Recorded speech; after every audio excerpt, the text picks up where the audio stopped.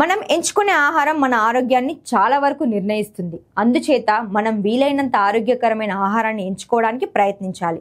మంచి ఆహారం అనే మాట వినగానే చాలా మందికి పాలు, గుడ్లు, చేపలు గుర్తొస్తాయి. ఇవన్నీ ఆరోగ్యానికి ఎంతో మేలు చేసే ఆహారాలు. కానీ కొంతమంది వీటిని తినలేరు. దాని వెనుక కారణం ఫుడ్ అలర్జీ.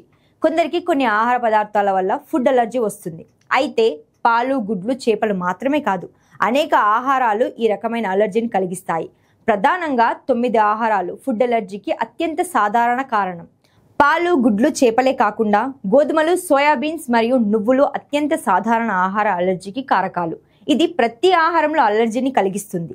కొన్ని సందర్భాల్లో ఒకటి కంటే ఎక్కువ ఆహారాలకు అలర్జీలు ఉండవచ్చు. ఈ అలర్జీని ఎవరూ సామాన్యమైన సమస్యగా తీసుకోవద్దు. ఇది ప్రాణ నష్టానికి కూడా దారితీస్తుంది.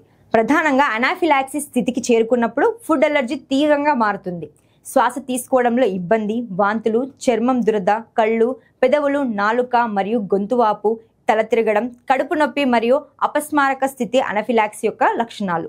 అలర్జీకి కారణమయ్యే ఆహారాన్ని తిన్న కొన్ని సెకండ్లలో ఈ లక్షణాలు శరీరంలో కనిపించడం ప్రారంభిస్తాయి.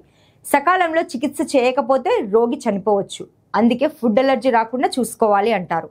వీలైతే ఏదైనా ఫుడ్ అలర్జీ అయితే పూర్తిగా మానేయడం మంచిది.